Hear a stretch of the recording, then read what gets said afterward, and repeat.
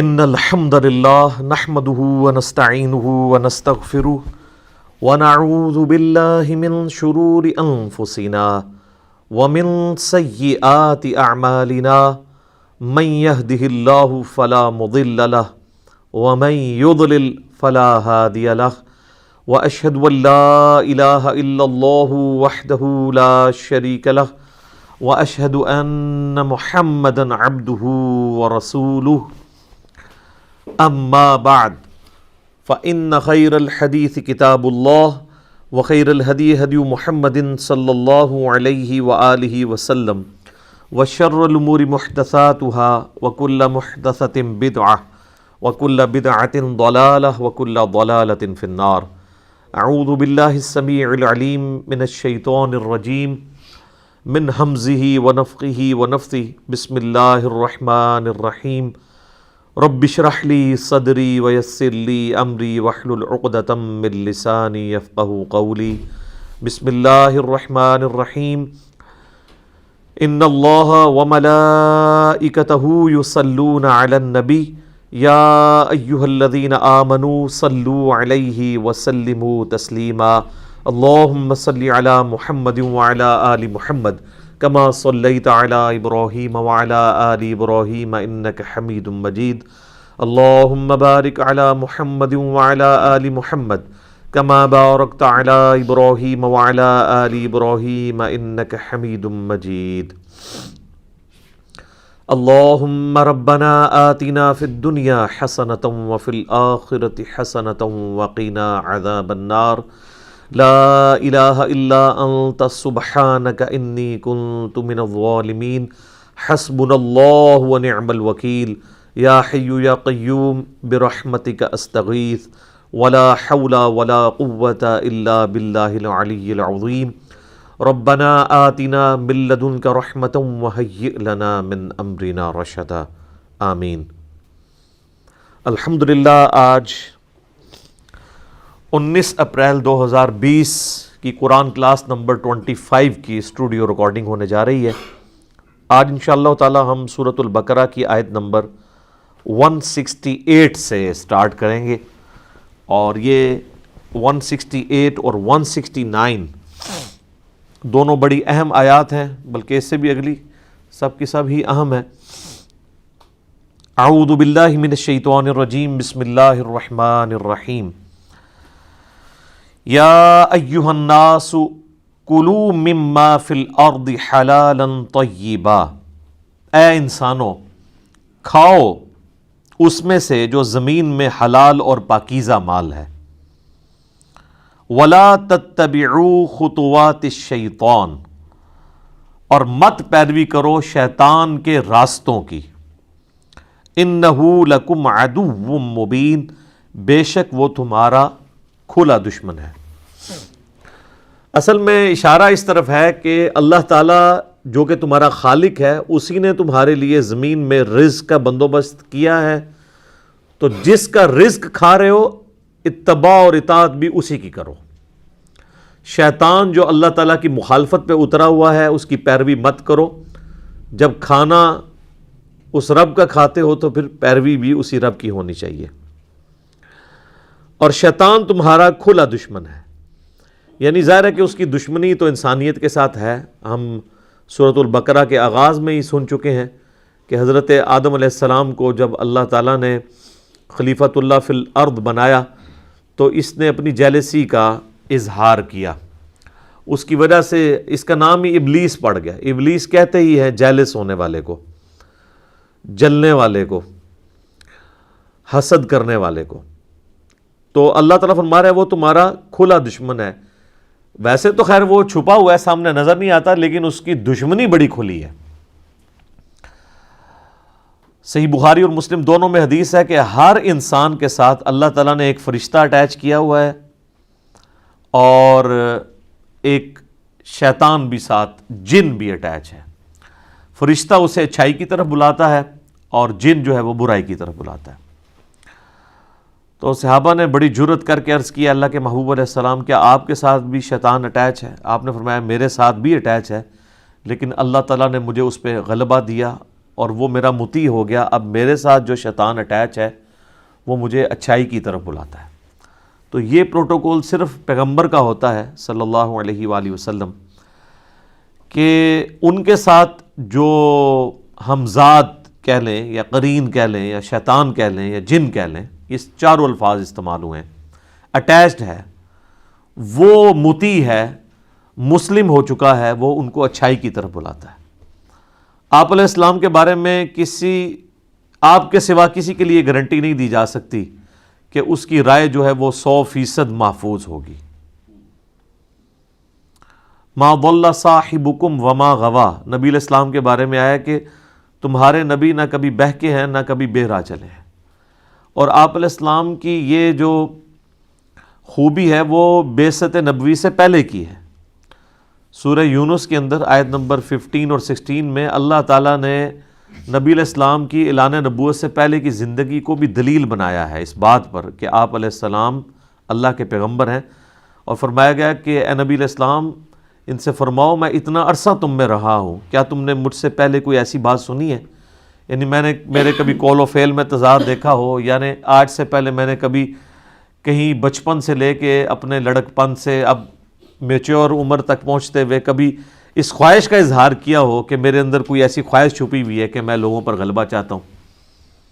سادہ سی زندگی گزر رہی تھی، سرداری بھی کوئی نہیں تھی مکے کی، اگرچہ آپ ایک مکے کے اعلیٰ خاندان سے تعلق رکھتے تھے، لیکن آپ علیہ السلام اس طریقے سے کوئی ڈومیننٹ پرسنالٹی نہیں تھے اس حوالے سے کہ آپ علیہ السلام کا کوئی وہاں پر ایگزیکٹو آرڈر چلتا ہو۔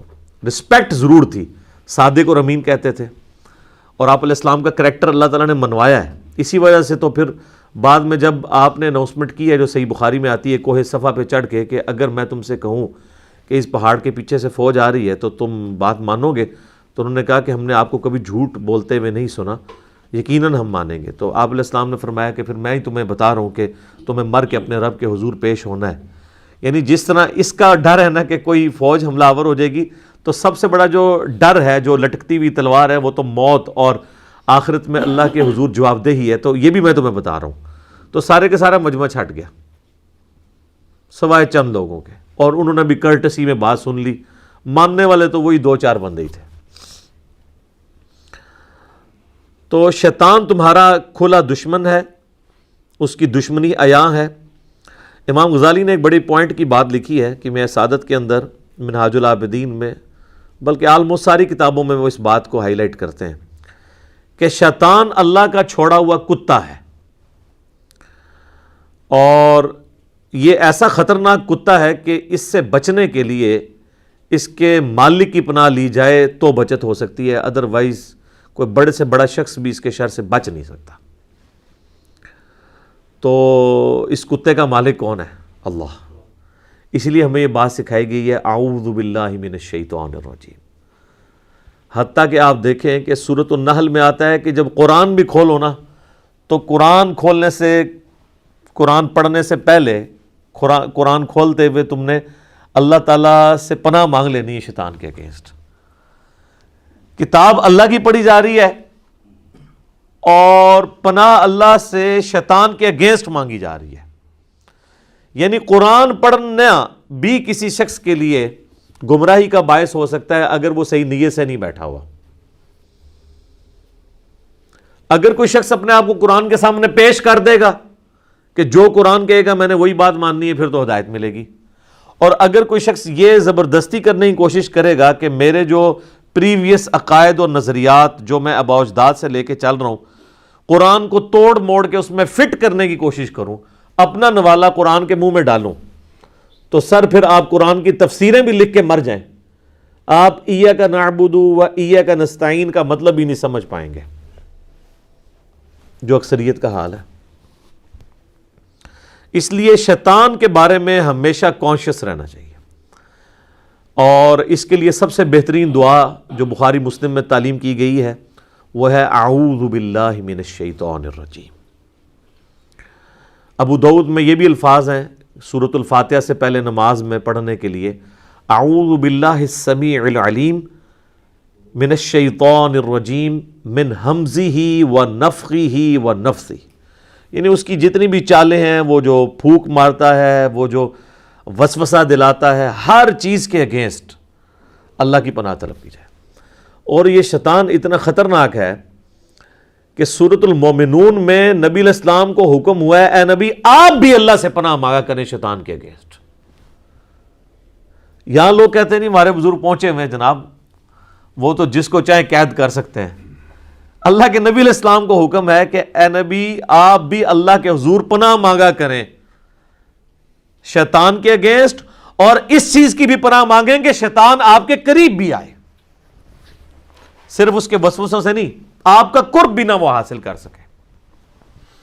یہ اتنا کریٹیکل ایشو ہے۔ تو ایک تو یہ دعا ہوگی اعوذ باللہ من الشیطان الرجیم، ایک اور دعا ہے لا حول ولا قوت الا باللہ، یہ بھی بخاری مسلم دونوں میں ہے۔ صحابہ اکرام کہہ رہے ہیں ہم ایک سفر پہ روانہ تھے، یہ ہم نے بلو والے کارڈ کے اوپر یہ وظیفہ بھی ڈالا ہے، ان احادیث کے نمبر بھی بخاری مسلم کے حوالے سے لکھے ہوئے ہیں۔ تو ہم میں سے کوئی شخص اپنی سواری پہ سبحان اللہ بلند آواز سے کہہ رہا تھا، کوئی اللہ اکبر کہہ رہا تھا، کوئی لا الہ الا اللہ کہہ رہا تھا۔ اب دیکھیں یہ ان سے بڑے کو وظائف ہیں، میرا یوٹیوب کے اوپر کلپ ہے کہ سب سے بہترین وظیفہ وہ ہیں یہ الفاظ سبحان اللہ الحمدللہ اللہ اکبر اور لا الہ الا اللہ، یعنی اللہ کی تسبیح، اس کی تحمید اور اس کی تحلیل کہتے ہیں لا الہ الا اللہ کو، اور اس کی تکبیر یعنی اللہ اکبر۔ تو صحابہ کرام اپنی اپنی وظائف کر رہے ہیں اور بلند آواز سے، تو نبی علیہ السلام نے ان کو روک دیا۔ آپ علیہ السلام نے فرمایا کہ تم کسی بہرے یا غائب کو نہیں سنا رہے، تم اس ہستی کا ذکر کر رہے ہو جو تمہاری اونٹ کی گردن سے بھی زیادہ تمہارے قریب ہے۔ وہ قرآن میں بھی ہے نحن اقرب الیہ من حبل الورید۔ پھر آپ علیہ السلام فرمایا کہ میں تمہیں جنت کے خزانوں میں سے خزانہ نہ دے دوں جو اللہ نے مجھے عطا کیا ہے۔ اچھا یہ 4 وظیفے کو کم تھے؟ تو نبی علیہ السلام اس سے بھی اوپر کا ایک وظیفہ بتا رہے ہیں۔ تو آپ نے فرمایا لا حول ولا قوت الا باللہ، نہیں ہے ہمت گناہ سے بچنے کی اور نہ طاقت نیکیاں کرنے کی مگر اللہ کی توفیق سے، مگر اللہ کی مدد سے۔ لا حول ولا قوت الا باللہ، یہ اسماء اعظم میں سے ہے، اللہ تعالیٰ کے بڑے اسماء میں سے، بڑے ناموں میں سے۔ اور جو ابو داؤد میں اور ترمذی میں صلاۃ التسبیح والی حدیث ہے، اس میں یہی کلمہ 300 دفعہ پڑھا جاتا ہے، سبحان اللہ والحمد للہ ولا الہ الا اللہ واللہ اکبر، یہ 4 کلمات۔ بعض لوگوں نے اس میں ولا حول ولا قوت الا باللہ ایڈ کیا، وہ صلاۃ التسبیح میں تو نہیں آتا لیکن الگ سے ضرور ہے۔ صحیح بخاری میں ہے کہ نبی علیہ السلام جب بھی رات کو آپ کی آنکھ کھلتی تھی تو آپ پڑھتے تھے لا الہ الا اللہ وحدہ لا شریک لہ لہ الملک ولہ الحمد وہو علی کل شیء قدیر سبحان اللہ والحمد للہ ولا الہ الا اللہ واللہ اکبر ولا حول ولا قوت الا باللہ۔ اور ابن ماجہ میں آتا ہے الا باللہ العلی العظیم، جو میرا ایک کلپ بھی ہے 6 کلموں کا ثبوت، ان میں سے 4 ثابت ہیں، باقی 2 علماء کے بنائے ہیں، تو 4 کلموں کا ثبوت ہے۔ تو یہ تیسرا کلمہ جسے ہم کہتے ہیں یہ بھی ثابت ہے۔ تو وہاں پہ بھی لا حول ولا قوت الا باللہ آتا ہے۔ تو یہ صبح و شام کے وظائف میں بھی اسے کرتے رہنا چاہیے، اور اس نیت کے ساتھ کہ آپ اللہ تعالیٰ کی پناہ حاصل کر رہے ہیں شیطان کے اگینسٹ۔ انما یأمرکم بالسوء والفحشاء، وہ تو تمہیں صرف برائیوں کا ہی حکم دیتا ہے جو شیطان ہے، اور بے حیائی کا۔ وَأَن تَقُولُوا عَلَى اللَّهِ مَا لَا تَعْلَمُونَ، اور یہ کہ تم اللہ سے متعلق وہ بات کرو جس کا تمہیں علم ہی نہیں ہے، یعنی اللہ پر جھوٹ باندھ دو۔ سر یہ ایک آیت پہ 1 گھنٹہ بولا جا سکتا ہے کہ شیطان کی 3 اللہ تعالیٰ نے چیزیں ہائی لائٹ کر دی ہیں جو کرتا ہے تمہارے ساتھ۔ نمبر 1، ہر برائی کا حکم دیتا ہے وہ، یعنی دنیا میں کوئی بھی برائی ہے نا اس کی طرف آپ کو مائل کرے گا۔ نمبر 2، بے حیائی کا حکم دے گا. تو مجھے بتائیں بے حیائی برائی نہیں ہے؟ تو اسے سنگل آؤٹ کیوں کیا اللہ تعالیٰ نے کہ سب سے جو ٹاپ آف دا لسٹ برائی ہے وہ بے حیائی ہے، اس لیے اسے الگ سے مینشن کیا. جیسے میں کہتا ہوں نا ایاک نعبد و ایاک نستعین، تو نستعین نعبد میں شامل ہے دعا کرنا، لیکن اسے الگ سے اس لیے کیا گیا کہ سب سے زیادہ شرک اسی میں گھستا ہے. عبادت تو سارے ہی اللہ کی کر رہے ہوتے ہیں، جب مدد مانگنے کی باری آتی ہے تو بابوں کو پکارنا شروع کر دیتے ہیں. تو جو چیز خطرے کا باعث تھی اسے اللہ تعالیٰ علیحدہ سے مینشن کر دیتا ہے. وہ تو تمہیں صرف اسی کام کا حکم دیتا ہے کہ تم برائی کرو اور بے حیائی کے کام کرو، اور ان تقولوا علی اللہ ما لا تعلمون. سر اس کے اندر تو سمندر چھپا ہوا ہے. اللہ کے بارے میں ہر وہ بات کر دو جس کے بارے میں تمہیں علم نہیں ہے، بغیر علم کے اللہ پہ بہتان ڈال دو. تو اس وقت انسانیت کی اکثریت یہی کر رہی ہے، مسلمانوں کی اکثریت یہی کر رہی ہے. یہ اللہ پر بہتان ہی ہے نا جی. وہ ایک پھیرا ہی لگے گا جی انشاءاللہ جنت ہی پہنچ ہی جانا ہے. یہی بات جب یہودیوں نے کی تو سورۃ البقرہ میں اللہ نے فرمایا تم سے کوئی اللہ نے عہد لیا ہوا ہے؟ کس طرح تم اللہ کے بارے میں اتنا یہ دلیری کے ساتھ جملہ بول رہے ہو کہ اللہ تعالیٰ ہمیں صرف لوگوں کی آنکھوں میں دھول جھونکنے کے لیے ایک دوزخ کا پھیرا لگوائے گا پھر جنت میں لے ہی جائے گا. یہ اللہ کے اوپر بغیر علم کے بہتان باندھنا. اسی طریقے سے اللہ تعالیٰ نے جہاں کہیں کرسچینٹی کا یا یہودیوں کے فرسودہ عقائد کا ذکر کیا ہے وہاں پہ بھی یہی چیز ہائی لائٹ کی ہے کہ وَلَا تَقُولُوا عَلَى اللَّهِ إِلَّا الْحَقِّ، مت کہو اللہ کے بارے میں مگر وہی بات جو حق پر مبنی ہے. اور سٹارٹ اسی سے لیا، یا اہل الکتاب لا تغلو فی دینکم. یہ سورہ نساء میں بھی ہے، سورۃ المائدہ میں بھی. اے اہل کتاب اپنے دین میں غلو نہیں کرنا. یعنی دین میں غلو کیا ہے کہ جو اللہ اور اس کے پیغمبر نے کوئی بات بتائی تھی اس میں یا ایڈیشن کر دینا یا اس میں سے کچھ نکال لینا، یہی غلو ہے نا. تو دین کے معاملے میں غلو نہیں کرنا. وَلَا تَقُولُوا عَلَى اللَّهِ إِلَّا الْحَقِّ، اور اللہ کے بارے میں کوئی بات نہیں بیان کرنی مگر وہی جو حق پر مبنی ہوگی. تو یہ اللہ کے بارے میں جو کچھ بھی کہا جا رہا ہے وہ اللہ جی بڑا غفور رحیم ہے جی، انہوں ساڑھو نمازہ نہیں چاہیے دیا. یہ لوگ کہتے ہیں نا، مسلمانوں کی اکثریت یہی کہتی ہے نا، کم از کم نماز نہ پڑھنے والے تو کہتے ہیں. یہ تو اکثریت میں تو وہی ہے نا.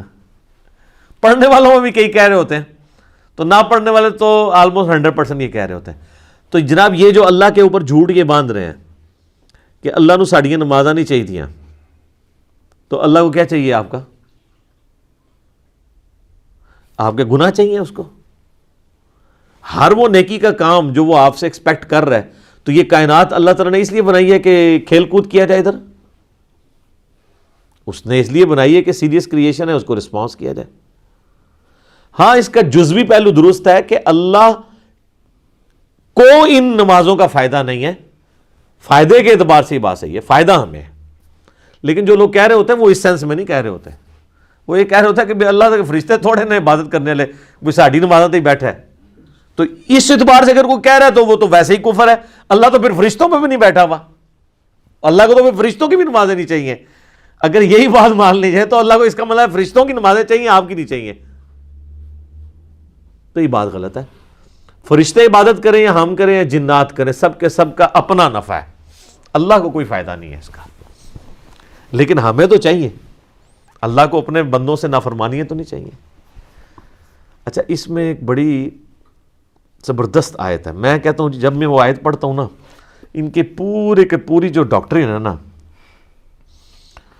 وہ تباہ ہو جاتی ہے، پلس مسئلہ تقدیر بھی اس میں ریزالوڈ ہے.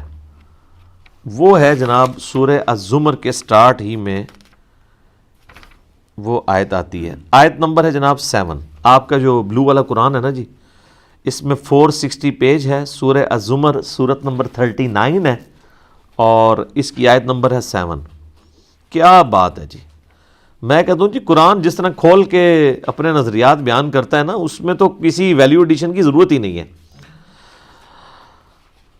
ان تکفروا فإن اللہ غنی عنکم، اگر تم اللہ کا کفر کرو گے، اللہ کی نافرمانی کرو گے، اللہ کی ناشکری کرو گے تو یاد رکھنا اللہ تعالیٰ اس چیز سے بے پرواہ ہے، اس کو کوئی فرق نہیں پڑنا۔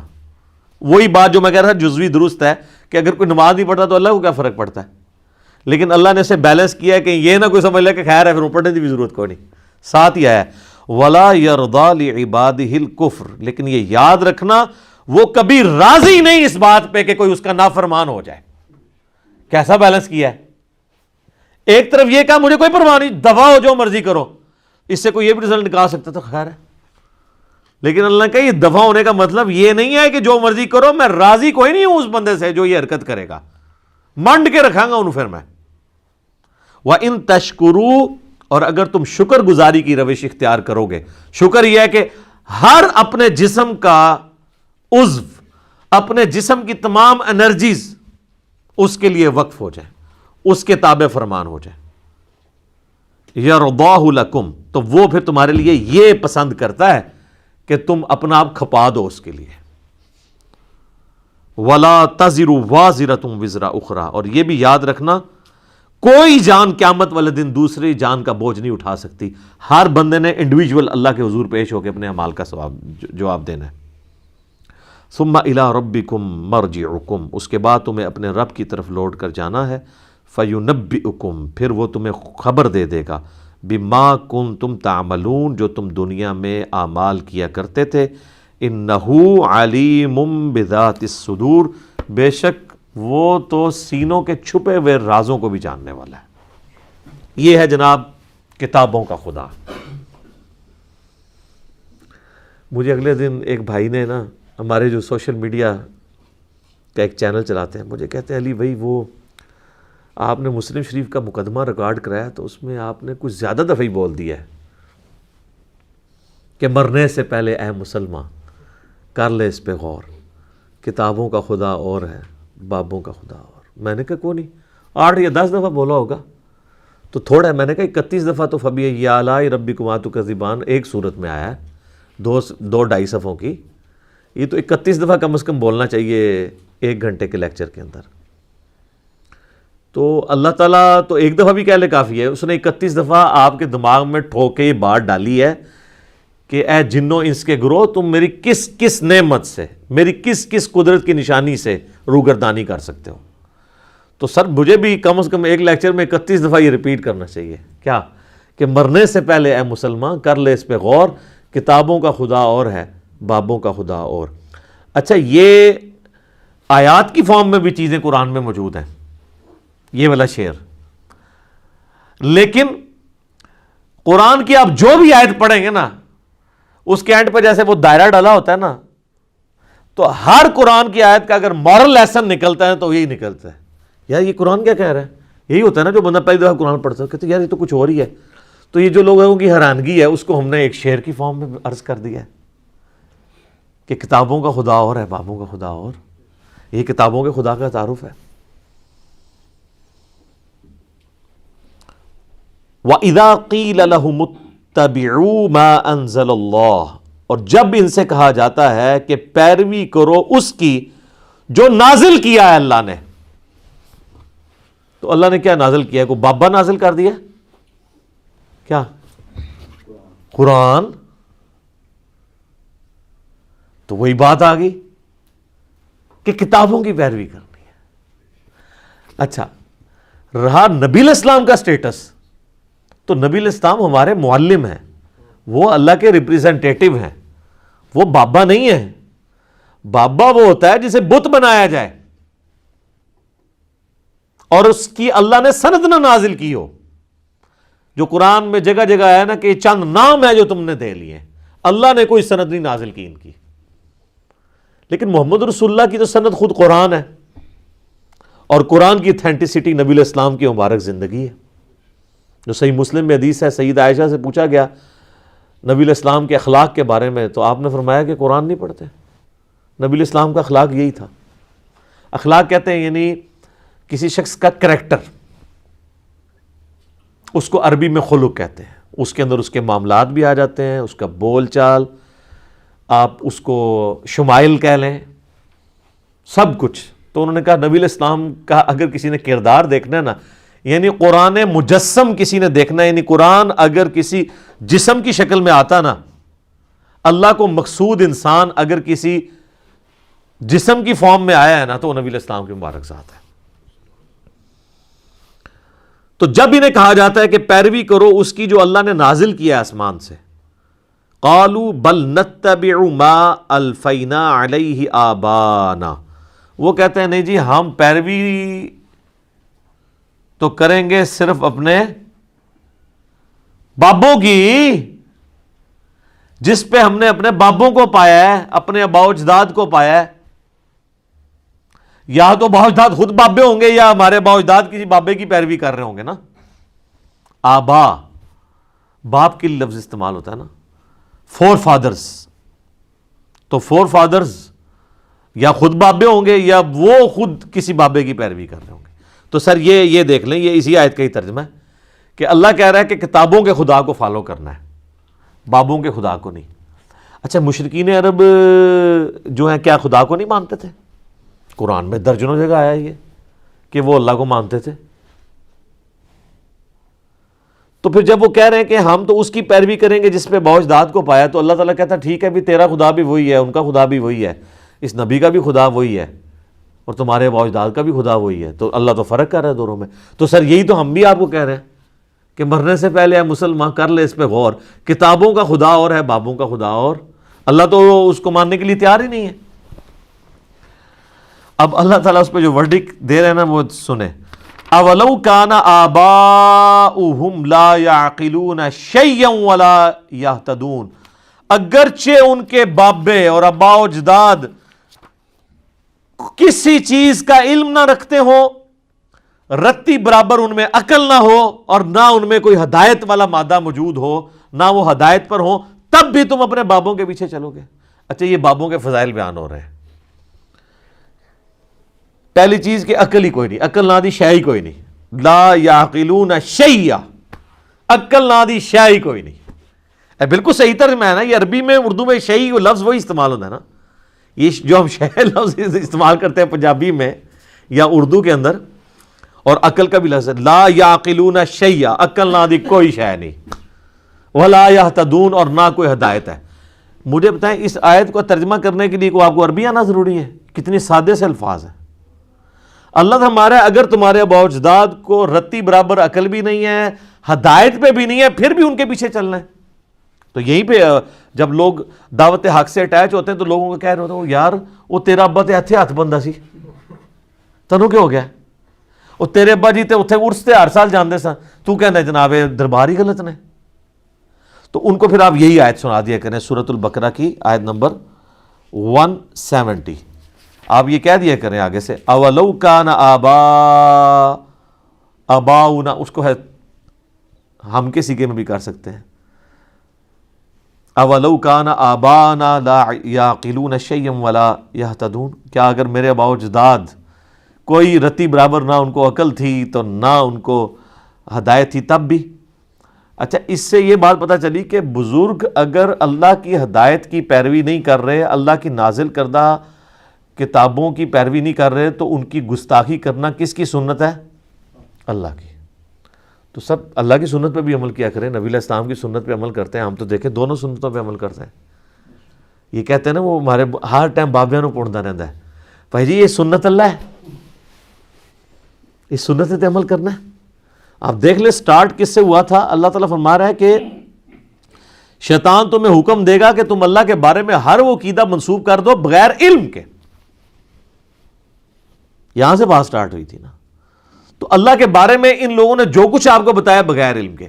اب میرا ایک معصومانہ سوال ہے کہ بخاری مسلم دونوں میں حدیث ہے، مسلم کی پہلی حدیث یہی ہے کہ مولا علی علیہ السلام کہتے ہیں کہ نبی صلی اللہ علیہ وآلہ وسلم نے فرمایا جس شخص نے میری طرف جھوٹ منسوب کیا وہ اپنا مقام دوزخ میں دیکھ لے۔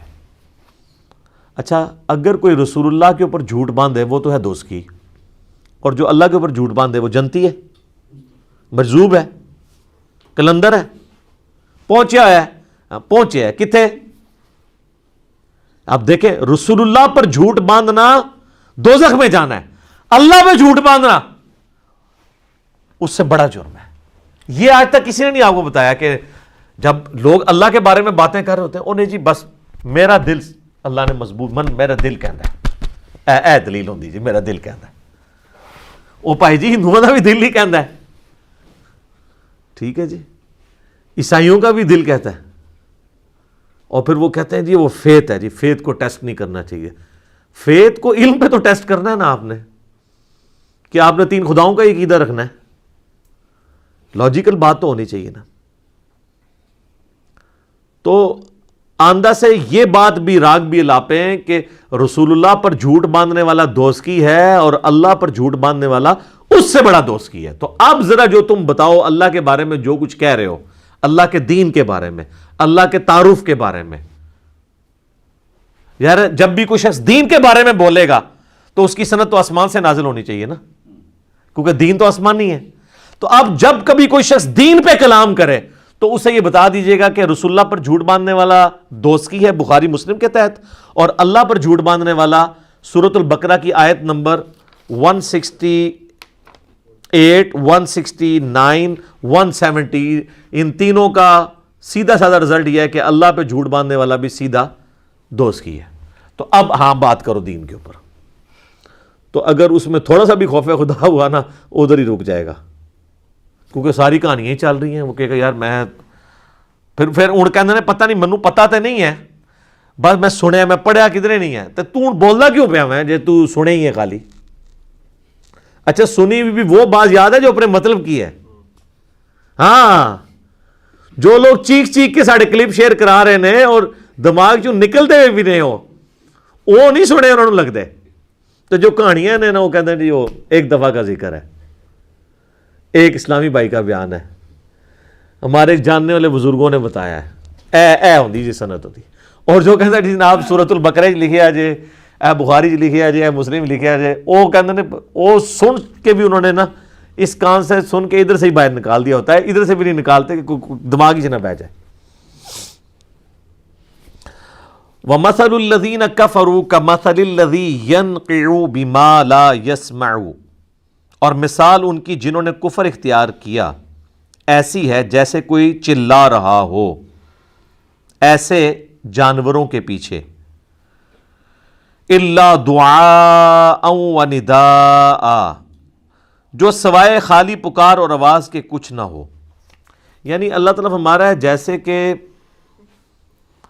کوئی انسان جانوروں کو پکارے.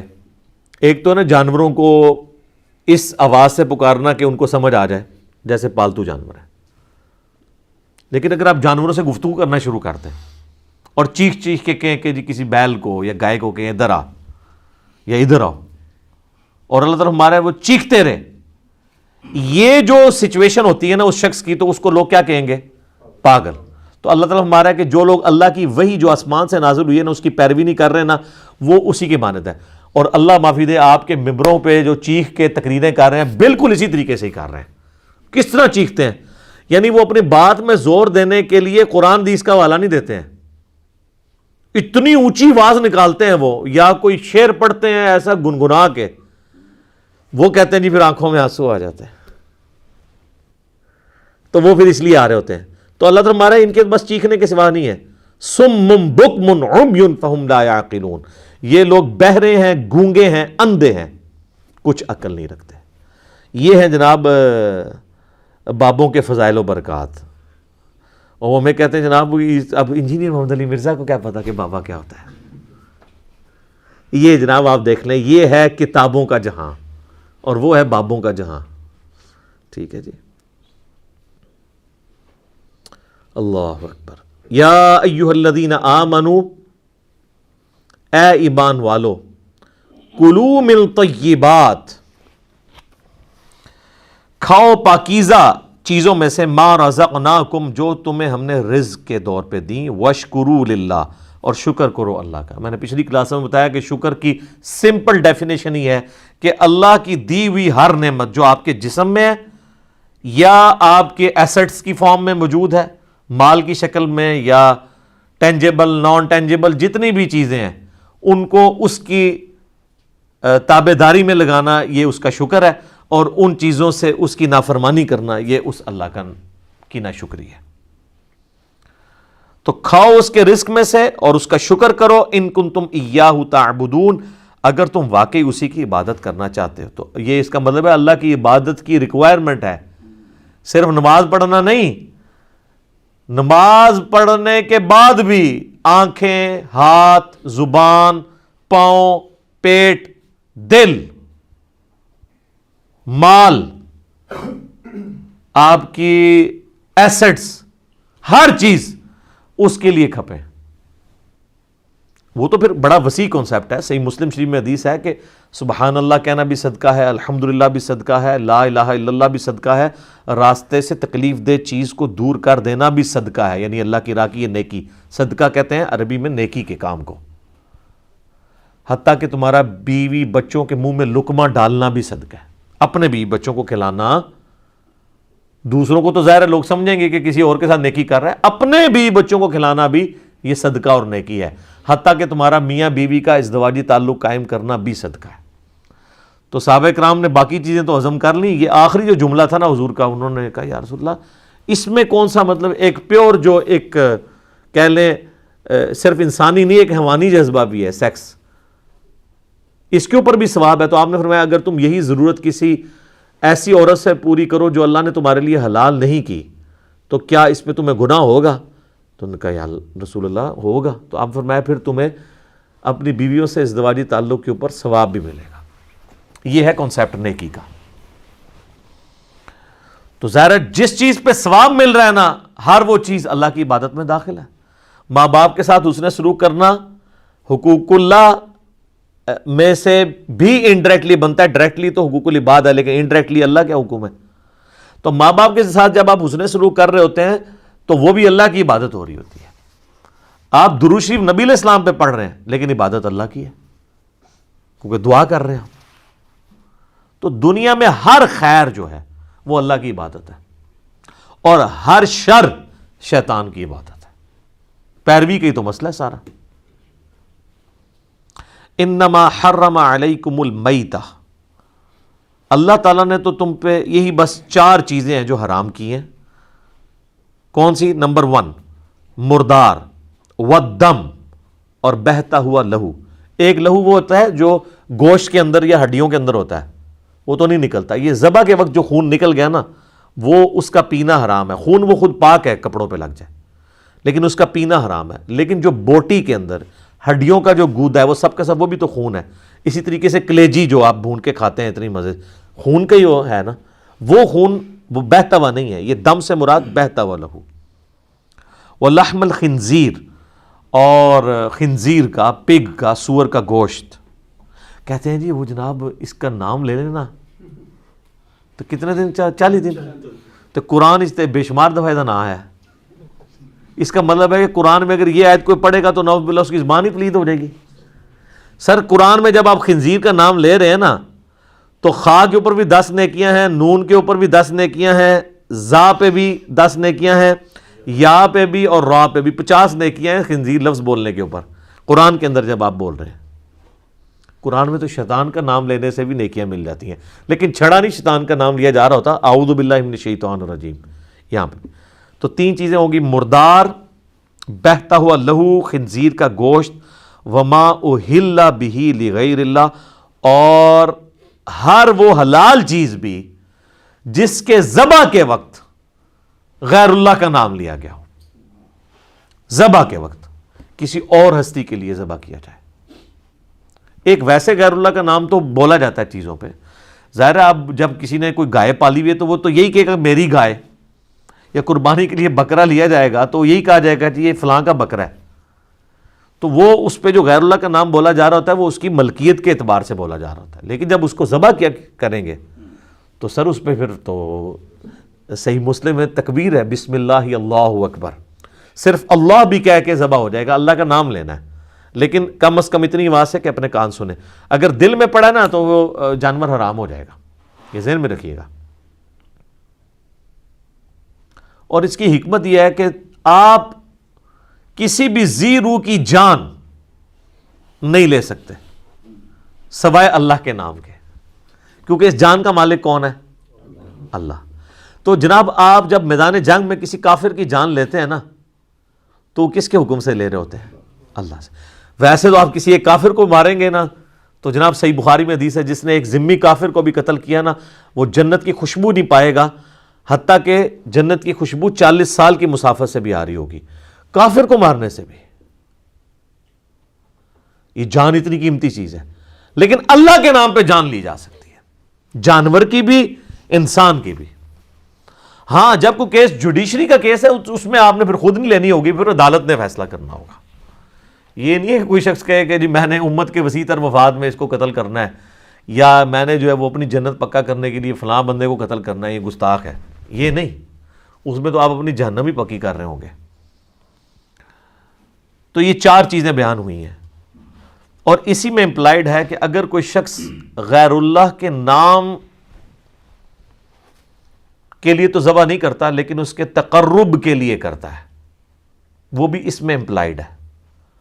یہ اکثر جب ہم کہتے ہیں نا کہ آپ بزرگ بابوں کے تقرب کے لیے نہ کریں تو وہ کہتے ہیں نہیں جی قرآن میں تو ہے کہ ذبح کے وقت نہ لیا جائے. ٹھیک ہے، اگرچہ اس میں ذبح کے الفاظ نہیں ہیں لیکن یہ اہل حدیث بھی زیادتی کرتے ہیں. وہ کہتے ہیں کہ جی وہ بس جس پہ بھی نام بولا گیا وہ ہو گیا، تو وہ کہتے ہیں یہ ذبح تو انہوں نے خود ڈالا ہوا ہے. وہ خود نہیں ڈالا ہوا، ذبح ہی مراد ہے. یہاں سے لغیر اللہ میں مراد ذبح ہی ہے. تقرب ڈائریکٹلی قرآن سے ثابت اس طریقے سے نہیں ہوتا. کچھ آیات میں آتا ہے کہ وہ بتوں کی خوشنودی کے لیے کرتے تھے. ظاہر ہے کہ بتوں کی خوشنودی والا معاملہ تو ایک ڈیفرنٹ ہے، اصال ثواب والا معاملہ بالکل ڈیفرنٹ ہے. اگر کوئی کسی بزرگ کے اصال ثواب کے لیے، اپنے ماں باپ کے اصال ثواب کے لیے صدقہ اور خیرات کرتا ہے تو یہ جائز ہے، میت کی طرف سے صدقہ ہو سکتا ہے. لیکن اگر اس سے یہ عقیدہ اس کا جڑا ہوا ہے کہ یہ صدقہ اور خیرات کرنے سے وہ مرا ہوا بزرگ مجھ سے راضی ہوگا اور میری مصیبتیں آسان کر دے گا، تو سر آپ اللہ کا نام 100 دفعہ بھی لے لیں، آپ کا جانور آرام ہے. وہ ہے تقرب غیر اللہ کے لیے. ہاں یہ نیت ہونی چاہیے کہ یہ جو میں ذبح کر رہا ہوں اس کا نفع مرے ہوئے کو پہنچے، نہ کہ مرے ہوئے کا نفع مجھے. الٹ ہے نا، جو ہم ذبح کرتے ہیں اس کا ثواب کسی کو پہنچائے تو ہم اس کو فائدہ پہنچا رہے ہیں، نہ کہ وہ ہمیں پہنچائے گا فائدہ. Point to be noted. وہ یہ نیت ہونی چاہیے. جو یہ کر رہے ہیں اس کے بالکل الٹ. پھر جو سنن ابی داؤد میں حدیث ہے، ایک صحابی نے کہا کہ میں نے نیت کی یا رسول اللہ مقام بوانہ پہ میں نے 100 اونٹ قربان کرنے ہیں. تو نبی نے اسلام فرمایا کہ دیکھ لینا وہاں پہ کوئی زمانے جاہلیت کا میلہ تو نہیں لگتا تھا، کوئی اس طرح کی کوئی ایکٹیویٹی تو نہیں ہوتی تھی. اب وہ صحابی آگے سے کہہ سکتا تھا، دیکھیں نا جس طرح یہ ضربے تقسیمیں لگاتے ہیں کہ جی ہم جب ان کو کہتے ہیں آپ جا کے فلاں دربار پہ ذبح کرتے ہیں، وہ کہتے ہیں جی ہم کوئی بالکل قبر پہ تو جا کے ذبح نہیں کر رہے ہوتے، اس کے ہاتھے میں کر رہے ہوتے ہیں، غریبوں کو کھلا رہے ہوتے ہیں. کتنی کہانیاں شروع کر دیتے ہیں. ہم کہتے ہیں یہ دربار بنے ہی نبی علیہ السلام کی نافرمانی پہ ہیں، کیونکہ مسلم شریف میں حدیث ہے میں تمہیں منع کرتا ہوں قبروں کو پکا کرنے سے، قبروں پہ عمارت بنانے سے اور قبروں پر بیٹھنے سے. ڈائریکٹ بیٹھنا بھی حرام ہے، مجاور بن کے بیٹھنا بھی حرام ہے. تو ہم ان اڈوں ہی کو اسلام کے خلاف سمجھتے ہیں. ہم یہ نہیں کہتے کوئی بت پرستی کے اڈے ہیں، اگرچہ وہاں پہ قبر پرستی ہو رہی ہے لیکن ظاہر ہے وہ جہالت میں ہو رہی ہے، ہم اس ایکسٹریم پہ نہیں جاتے. لیکن چونکہ یہ بنے نبی علیہ السلام کی مخالفت میں ہے تو اس کو یہ سپورٹیو حدیث ہوگی جو ابو داؤد کی، جو ہم یہ اجتہاد کر رہے ہیں کہ نبی علیہ السلام نے کہا کہ اگر زمانے جاہلیت کا بھی کوئی میلہ وہاں پر لگتا تھا تو وہاں پر جا کے بھی تم اللہ کے نام کا ذبح نہیں کر سکتے. یار صحابی سے یہ توقع تھی کہ وہ زمانہ جاہلیت کے میلے والی جگہ پہ غیر اللہ کے تقرب کے لیے جا کے ذبح کرے یا اس کو وہاں بھی آئے، کیونکہ وہ تو نئے نئے اس وقت پھرے ہوئے تھے شرک سے، ان کی توحید تو بڑی راسخ تھی. انہوں تو بالکل ایک سمجھے جس کو کہتا ہے ٹنا ٹن سنی تو ٹنا ٹن مسلم سن. وہ کہتے ہیں نا ایک ٹی ٹی ایس ہوتا ہے ایک پی پی ایس ہوتا ہے، پلپلا سنی. یہ میں کل مفتی اکمل صاحب کی تقریر سن رہا تھا، اے دیکھ لو ٹی ٹی سنی ہوتا ہے ٹنا ٹن سنی تے پی پی سنی ہوتا ہے جڑا پلپلا سنی، یعنی وہ اپنے علاوہ سارے نوں پلپلا کہتے ہیں. حالانکہ ساری ویڈیوز میں بھی سارے پلپلے ہو گئے نا اللہ کے فضل نال، ٹھیک ہے نا. فلماں سے انہوں کر دیتا ہے ہن کے رہ گیا جے. تو اب وہ صحابی تو ٹنا ٹن مواحد تھے نا، ان سے تو یہ ایکسپیکٹ نہیں تھی کہ وہ غیر اللہ کا تقرب کریں گے. لیکن نبی علیہ السلام نے کہا کہ نہیں، جہاں پہ زمانے جاہلیت کا بھی کوئی میلہ لگتا تھا نا ادھر اللہ کے نام کا بھی نہیں تم نے کرنا. یہ امام الموحدین کی تعلیم ہے. بالکل کاٹ کے رکھ دی ہر چیز کوئی بھی چیز شرک کی طرف لینے والی تھی، لے جانے والی تھی، نبی علیہ السلام نے اس پہ کمپرومائز نہیں کیا۔ میں اس لیے اکثر کہتا ہوں کہ اگر رسول اللہ اپنی قبر سے نکل آئیں اور درس و تدریس کا سلسلہ مسجد نبوی میں شروع کر دیں اور وہ لائیو پوری دنیا میں سنایا جائے، اور اللہ کے لیے تو بعید نہیں ہے کہ اب اگر رسول اللہ دنیا میں تشریف لے آئیں تو پھر آپ علیہ السلام عربی میں بیان نہیں کریں گے، آپ کی ہر زبان میں لیکچرز آئیں گے، کیونکہ اس وقت تو مشرکین عرب پہ آپ کا غلبہ تھا اور آپ امت نے یہ کام کرنا تھا۔ اب اگر نبی علیہ السلام آئیں گے تو ظاہر ہے یہ تو دور ایسا ہے کہ گلوبل ولیج ہے دنیا، تو نبی علیہ السلام کے لیکچرز اردو میں بھی، انگلش میں بھی، عربی میں بھی آئیں۔ کوئی یہ بھی نہیں کہہ دیکھا جی عربی کچھ اور بولا تھی، ترجمہ کچھ اور ہو گیا۔ تو واللہ میں آپ کو یقین سے کہتا ہوں رسول اللہ ان کے سامنے بھی قبر سے نکل کے آئے نا، یہ تب بھی نہیں مانیں گے، وہ کہیں گے ہماری آنکھوں پہ جادو کر دیا گیا۔ اور یہ قرآن میں لکھا ہوا ہے، جگہ جگہ یہ بات آئی ہے، سورۃ الحجر میں، سورۃ الانعام میں، کہ یہ کہتے ہیں نا کہ یہ قرآن ہمارے سامنے آسمان سے نازل ہو اور ہم اپنے ہاتھوں سے چھوئیں ان کاغذوں کو جن پہ اللہ نے اپنی ہینڈ رائٹنگ کر کے تو قرآن نازل کیا ہو، تو اے نبی ہم یہ بھی نازل کر دیں، یہ اپنے ہاتھوں سے چھو بھی لیں، پھر بھی کہیں گے ہماری آنکھوں پہ جادو ہو گیا، اے وہ کتاب ہی نہیں جڑی اللہ نے نازل کی تھی ہے۔ تو یہ واللہ رسول اللہ کا بھی انکار کر دیں گے کہ یہ تو نبی نہیں ہے، کیونکہ وہ تو اس نبی کے بارے میں وہ کچھ مانتے ہیں جو بابوں نے تعارف کروایا۔ یار بابوں نے جو اللہ کا تعارف کروایا تھا، اللہ اس تعارف کو اون کرنے کے لیے تیار نہیں اپنے حق میں۔ قرآن میں ہی آ رہا ہے کہ جب ان کو کہا جاتا ہے کہ پیروی کرو جو اللہ نے آسمان سے نازل کیا، تو وہ کہتے ہیں ہم آباء و اجداد کی پیروی کریں گے۔ آباء و اجداد بھی تو اللہ کو مان ہی رہے تھے، اس کے ساتھ صرف شریک ٹھہراتے تھے۔ تو اللہ تعالیٰ ہمارے کہ تمہارے بابے جس اللہ کو مان رہے ہیں نا، اگرچہ وہ وہی اللہ ہے لیکن ان کوالٹیز کے ساتھ میں ان کا ماننا نہیں قبول کرتا۔ اللہ اپنا ماننا قبول نہیں کر رہا ان کے بابوں کے کہنے پہ، تو آپ کے بابوں کے کہنے پہ رسول اللہ کا ماننا ہم کیسے قبول کریں؟ نہ ہم آپ کی کوئی بات رسول اللہ کے ریفرنس سے مانیں گے، نہ اللہ کے ریفرنس سے، جب تک کہ آپ ثابت نہیں کریں گے کہ یہ اللہ اور اس کے رسول نے کہا ہے۔ تو یہ اللہ پہ بھی جھوٹ باندھ رہے ہیں، رسول اللہ پہ بھی جھوٹ باندھ رہے ہیں، والعیاذ باللہ تعالی۔ اللہم اجرنا من النار۔ ساتھ اللہ تعالیٰ نے ایک ایکسیپشن دے دی، اور قرآن میں جب کبھی بھی یہ آیات آئی ہیں، یہ سورۃ البقرہ میں بھی ہیں، اس کے بعد سورہ الانعام میں بھی یہ آیات آئیں گی، اور سورۃ النحل کے اندر بھی آئیں گی، سورۃ المائدہ میں بھی کم از کم 4 دفعہ تو مجھے یاد ہے کہ یہ آیات آتی ہیں۔ تو چاروں دفعہ یہ چیز ریپیٹ ہوتی ہے کہ تمہارے لیے مردار حرام کر دیا گیا، تمہارے لیے بہتا ہوا لہو خنزیر کا گوشت، اور جس پہ ذبح کے وقت غیر اللہ کا نام لیا گیا، لیکن ساتھ یہ ہے فَمَنِ اضْطُرَّ غَيْرَ بَاغٍ وَلَا عَادٍ، اگر کوئی اضطراری کیفیت، کوئی کیٹاسٹرافک کنڈیشن بن جائے، یعنی حلال تمہارے پاس اویلیبل نہ ہو، زندگی موت کی کشمکش بن جائے، غیر باغ ولا عاد، لیکن تمہارے اندر بغاوت نہ ہو اور نہ گناہ کرنے کا ارادہ ہو، فلا اثم علیہ، پھر تم پہ کوئی گناہ نہیں ہوگا۔ یعنی ایک بندہ مر رہا ہے، پانی اویلیبل نہیں، اس نے شراب پی لی، خنزیر کا گوشت کھا لیا، لیکن اللہ تعالیٰ نے فرمایا کہ بغاوت نہیں ہونی، اتنا ہی کھاؤ گے جس سے جان بچے۔ یہ نہیں ہے کہ ایک گلاس شراب سے اگر جان بچنی ہے تو وہ پکڑ کے پوری بوتل الٹا لے، یہ نہیں، بغاوت نہیں ہونی چاہیے۔ آد گناہ بھی نہیں، دل میں یہ شرمندگی ہو کہ میں ایز اے لاسٹ ریزارٹ کر رہا ہوں، یار اللہ کتنا ڈر ہے، اس وقت ہی کہہ دینا، یہ ساری شکیں اٹھا لینا کہ یار مر رہا ہے بندہ، چل پی لے یار جنہ بھی پینا ہی۔ ادھر بھی کہہ رہے کہ حرام بھی کھانا پڑ گیا نا مجبوری میں، تو یہ دیکھ لینا نہ گناہ کی نیت ہو، نہ ایک حد کو کراس کرنا ہے۔ سر یہ کتابوں کا خدا ہے، یہ حدود اللہ جو بار بار کہا جاتا ہے نا قرآن میں، حدود اللہ دیکھ لیں کتنی سخت ہے۔ ان اللہ غفور رحیم، بے شک اللہ تعالیٰ بخشنے والا مہربان ہے۔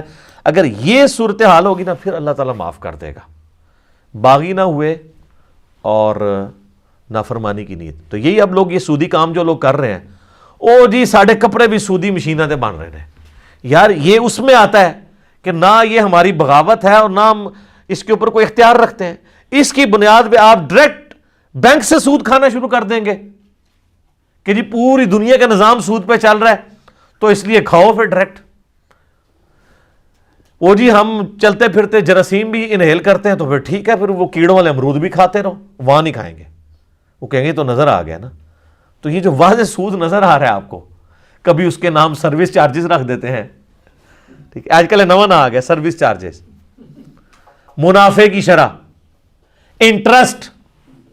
ٹھیک ہے, یہ دیکھیں آپ الفاظ ایسے ڈیوائز کیے ہیں کہ کہیں سود کا لفظ, حالانکہ سود کا لفظ بھی کوئی برا نہیں ہے, سود فی نفس ہی یہ فارسی کا لفظ ہے نفع بخش چیز کو, سود مند نہیں آپ لفظ استعمال کرتے, یہ چیز سود مند ہے.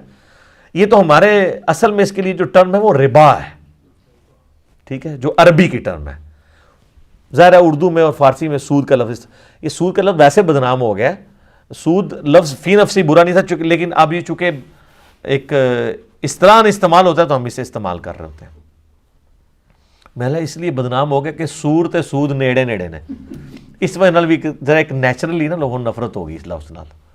ٹھیک ہے, تو اللہ تعالیٰ ہمارا پھر ہم بخشنے والے مہربان ہے. اچھا, سورہ نحل میں ایک ساتھ پھر ایک اور ایکسیپشن بھی آئی ہے کہ اگر زندگی موت کی کشمکش بن جائے تو تم کلمہ کفر بھی بول سکتے ہو اگر تمہارا دل ایمان پہ ٹھکا ہوا ہے. لیکن یہ بھی ایک سبسسٹنس لیول کے اوپر درجہ ہے. اعلیٰ درجہ وہی ہے جو سنن ابن ماجہ میں حدیث ہے, نبی علیہ السلام نے فرمایا معاذ اللہ کے ساتھ شرک نہ کرنا, خواہ تمہارے ٹکڑے ٹکڑے کر دیے جائیں یا تمہیں زندہ آگ میں جلا دیا جائے.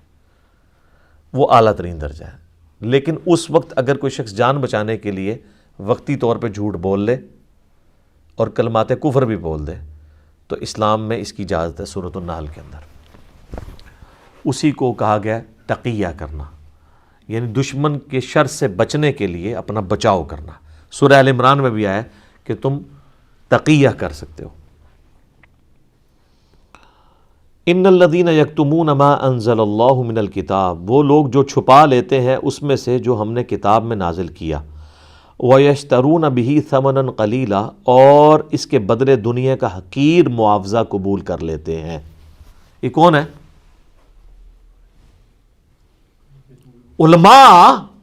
عوام نے کدھر کوئی آیات بیچنی ہے؟ عوام تو ردی بیچ سکتی ہے تول کے. تو قرآن تو یہ تو نہیں کہہ رہے کہ اللہ کی کتابوں کی ردی جو بیچتے ہیں فتوے دیتے ہیں, قرآن کی آیات کو بیچتے ہیں کہ قرآن نے یا تورات اور انجیل میں سابقہ امتوں کے لیے اللہ نے نازل تو کچھ اور کیا تھا, لیکن کوئی امیر آدمی دیکھا اس کے حساب سے اس کو فتویٰ دے دیا تو, اور اس کے پیچھے پیسے لے لیے تو اللہ کی آیات بیچ دی ہے نا. اللہ تعالیٰ ہمارا کتنے سخت الفاظ ہیں. اولئک ما یاکلون فی بطونہم الا النار, یہ تو اپنے پیٹوں میں نہیں بھر رہے مگر دوزخ کی آگ. آج ان کو نہیں پتہ چل رہا, آج تو صرف انگارہ رکھنے سے زبان جلتی ہے نا, حرام کے مال سے نہیں جلتی, لیکن آخرت میں یہ ڈورمنٹ رول جو ہے یہ ایکٹیو ہو جائے گا, مورل لاز ایکٹیو ہو جائیں گے. ولا یکلمہم اللہ یوم القیامہ, اور قیامت والے دن اللہ ان سے بات تک نہیں کرے گا. یار یہ کسی کے ساتھ غصے کا اظہار, یہ اس ہستی کا غصے کا اظہار ہے جس کی رحمت اس کے غضب پہ بھاری ہے. اللہ کہہ رہا ہے میں گل سننی بھی نہیں تیری. ولا یزکیہم, نہ اسے پاک کرے گا. وَلَهُمْ عَذَابٌ علیم, اور اس ایسے لوگوں کو دردناک عذاب دے گا جو اللہ کی نازل کردہ ہوا کتاب میں سے چھپا لیتے ہیں اور اپنی مرضی کا دین بیان کرتے ہیں. پچھلی دفعہ تو میں نے ڈیٹیل 159 160 اسی سورہ بقرہ کی آیت میں گفتگو کی تھی نا کربلا کے حوالے سے بھی, کہ کربلا سے متعلق وہ حدیثیں جو بخاری مسلم میں جمل صفین سے ریلیٹڈ ہیں وہ ان لوگوں نے چھپائی ہوئی ہیں. ہم بیان کرتے ہیں, کہتے ہیں کیوں کرتے ہیں, تو اللہ تو کہہ رہا ہے کہ جو اللہ کی بیان کردہ چیزیں چاہے وہ دلائل النبوہ سے ہیں, کتاب میں شریعت بھی شامل ہے اور قرآن بھی شامل ہے, چھپا لیتے ہیں. اس میں تو آیا تھا اللہ کی لعنت, فرشتوں کی لعنت, تمام لعنت کرنے والوں کی لعنت. تمام لعنت کرنے والوں سے مراد تمام جن و انس, یہ یعنی ایک محاورتاً عربی میں استعمال ہوتا ہے تمام لعنت کرنے والوں کی لعنت. تو اور پھر ابو داؤد ترمذی ابن ماجہ میں حدیث ہے کہ جس سے کوئی بات پوچھی گئی علم کی اور اس نے وہ بات چھپا لی تو قیامت والے دن اس کے منہ میں آگ کی لگام دی جائے گی. وہ بھی اس میں فٹ ہوتا ہے. اولئک الذین اشتروا الضلالۃ بالہدیٰ, یہ وہ لوگ ہیں جنہوں نے اپنے ہاتھوں سے ہدایت بیچ کے گمراہی خرید لی ہے. یعنی ہدایت ان کے ہاتھ میں کتاب کی شکل میں موجود تھی, وہ بیچ دی, اور گمراہی یعنی دنیا کا مال لے کر آخرت برباد کر دی. والعذاب بالمغفرہ, اور مغفرت اپنے ہاتھوں سے دے کے عذاب خرید لیا. یار دیکھو بالکل 180 ڈگری الٹا گیئر چل رہا ہے. ہدایت موجود تھی اللہ کی کتابیں, وہ بیچ دی, دنیا کا مال لیا, اللہ نے کہا یہ گمراہی لے لی, اور اس ہدایت سے فائدہ حاصل کر کے مغفرت قیامت والے دن کمانی تھی، وہ مغفرت تو ہاتھ سے دے کے اللہ کا عذاب الٹا قیامت والے دن جو ہے وہ خرید لیا. نعوذ باللہ من ذالک. اللہم اجرنا من النار. جناب یہ صحیح مسلم میں حدیث ہے کہ نبی علیہ السلام جب نماز پڑھاتے تھے نا تو قرآن میں جب اللہ کے عذاب کی آیات آتی تھی تو اللہ سے دعائیں کرتے تھے اس کے عذاب کے اگینسٹ، اور جنت کی آیات آتی تھی تو جنت کا سوال کرتے تھے. تو یہ فوراً یہاں پہ دعا کرنی چاہیے، اللہم اجرنا من النار. جناب آگے الفاظ دیکھیں کتنے رقت انگیز ہیں. فما اصبرہم علی النار، تو کتنا ہی صبر ہے ان کا آگ کے اوپر. کیا ٹانٹ ہے کہ یار بڑے دلیر ہیں کہ انہوں نے صبر کر لیا کہ ٹھیک ہے تکی جائے گی، آگ برداشت کر لیں گے. اللہ کہتا ہے بڑا صبر ہے تمہارا. یہ بات کہنے کو تو بڑا آسان ہے کہ جی خیر ہے دیکھی جائے گی آگے. اللہ کہتا ہے بڑا صبر ہے آگ کے اوپر. یہاں تو یہ ہونا چاہیے تھا ان کے حساب سے کہ بھئی بڑی امید لگائی ہوئی ہے مجھ سے، انشاءاللہ میں چھوڑ دوں گا. ہاں کہتے ہیں نا او اللہ بڑا غفور الرحیم ہے. یہاں تو یہ ہونا چاہیے تھا نا، لیکن اللہ کہہ رہا ہے بڑا صبر ہے یار، بڑا جگر ہے کہ تم لوگوں نے آگ خرید لی ہے، یعنی تمہیں پتہ ہی نہیں کہ توڑے ایسی دی تیسی پھرنے والی ہے. یہ مطلب ہے فما اصبرہم علی النار، کتنا صبر ہے ان کا آگ کے اوپر یار. انہوں نے یہ سوچ لیا کہ ٹھیک ہے ہم دیکھی جائے گی یار جو کچھ. ایڈی دیدہ دلیر ہو. ذالک بان اللہ نزل الکتاب بالحق، یہ اس وجہ سے ان کے لیے سزا ہوگی کہ اللہ نے تو کتاب نازل کی تھی ایک مقصد کے تحت. وَإِنَّ الَّذِينَ اخْتَلَفُوا فِي الْكِتَابِ، اور بے شک وہ لوگ جو کتاب کے معاملے میں اختلاف میں آ گئے. وہ کہتے ہیں نا جی کتابوں کا دین چھوڑیں ہمیں بابوں کا دین بتائیں. تو سر یہ بنتا ہے نا ادھر کیا کہ مرنے سے پہلے اے مسلمان کر لے اس پہ غور. کتابوں کا خدا اور ہے اور بابوں کا خدا اور. کتاب ہی کتاب ہو رہی ہے. دیکھ لو کنی بار کتاب آ گئی جی. اے سر یہ قرآن تو قرآن بھی کتاب ہی لکھی ہے نا کہ انجینئر صاحب نے کوئی وغیرہ قرآن پکڑا ہے.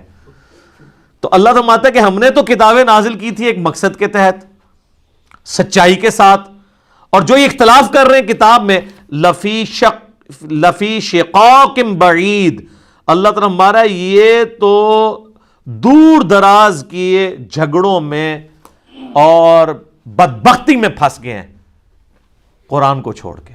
یعنی یہود و نصارہ اپنے کتابوں کو چھوڑ کے بدبختی میں، اور امپلائڈ ہے یونیورسل ٹروتھ ہے نا ظاہر ہے.